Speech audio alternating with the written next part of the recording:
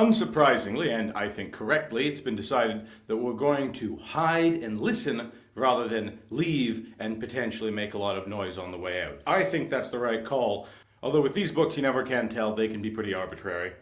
So here we are on page 60.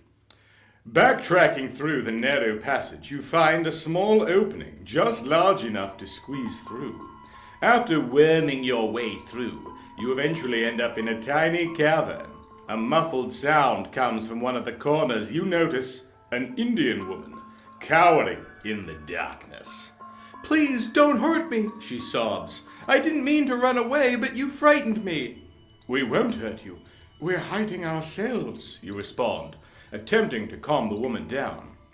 She seems to think you are some men she has run away from, perhaps those whose voices you heard. "I'm confused. Please tell me who you are." You explain, but she still does not seem to believe you. You shine the light on your faces so she can see that you are not the one she is hiding from. Finally, the woman calms down. Relaxing, she begins to tell you her story. Her name is Josephine Bigay, and she comes from the Four Winds tribe of the Navajo Indians. The pottery thieves had taken her and her family hostage in an attempt to force them to reveal other Anasazi ruins.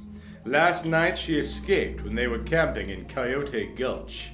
"I was very scared," she tells you. "They came searching through the canyons and they tracked me here. They are horrible people. Murderers. Many years ago my grandfather brought me here and showed me this cave. My people used it for safety. Now I must do the same." Turn to page 97. You offer Josephine your jacket. It is cold inside the cave and very damp. "They have my family. I'm afraid they might hurt them."